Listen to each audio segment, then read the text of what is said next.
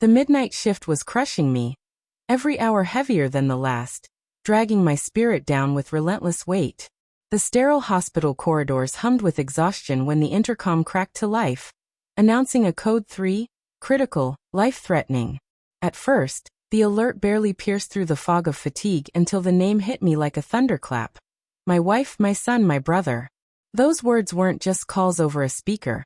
They were shards of glass tearing through my chest. I bolted through the linoleum halls, the harsh fluorescent lights flickering above like ominous warnings. In the trauma bay, the sight that greeted me froze the air. My family still unconscious, their bodies stained with blood. A doctor stepped forward, blocking my path. His gaze was steady but betrayed by trembling hands. "Not yet," he said. I wasn't a husband or a father in that moment. I was raw, primal instinct unraveling inside me.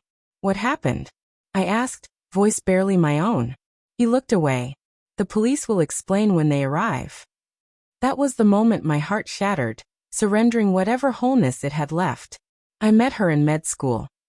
Two dreamers tethered by sleepless nights and shared ambitions.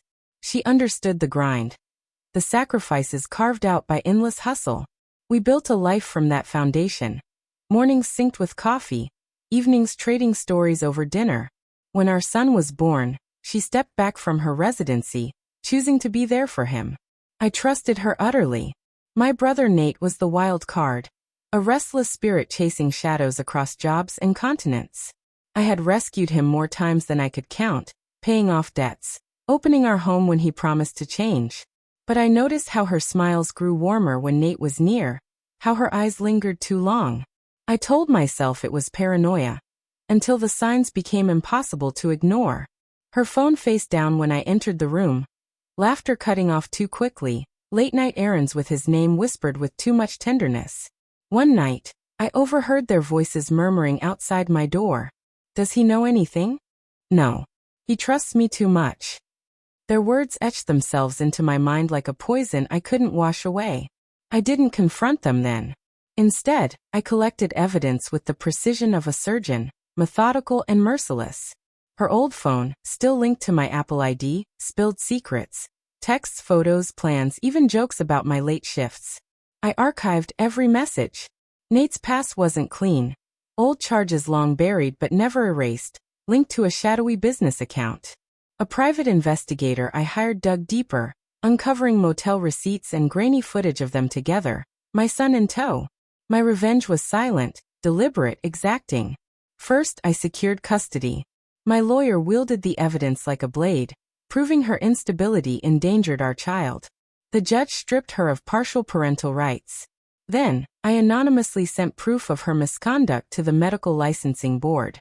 Her career stalled, under investigation and suspicion. For Nate, I tipped off authorities about his fraudulent dealings, masked behind the guise of a concerned citizen. His accounts were frozen, his freedom slowly strangled. The final stroke was rewriting my will, cutting her out completely, safeguarding my son's future. I sent her the divorce papers with one line. "This is all you ever valued." That night in the hospital, the truth crashed down like a tidal wave. They'd been driving out of town, her at the wheel, Nate beside her, my son strapped in the back. Speed, alcohol, and a storm collided in a violent crash. The car was mangled, their secrets shattered in twisted metal. Hours later, the police confirmed it. Vehicular negligence, alcohol in her system. My son's broken arm and mild concussion were scars that would heal, but the damage ran deeper. Nate was comatose.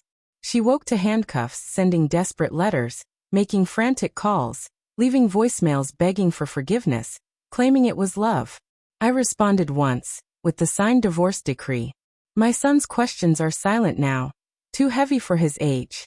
I answer them with time, with school runs, therapy sessions, and quiet afternoons at the park, rebuilding our fragile world piece by piece. She lost her medical license. Nate lost his freedom, both stripped away by the weight of truth. I didn't scream or rage. I let the facts speak for themselves. At her sentencing, I sat in the courtroom shadows. She didn't dare meet my eyes. The judge called her reckless. I called her erased. People admire my calm, but it's simple. When someone reveals their true self, you believe it. When they endanger your child, you make sure they never shape his world again. I was a husband, a brother, a father. Now, I am a man who reclaimed his worth, one deliberate step at a time.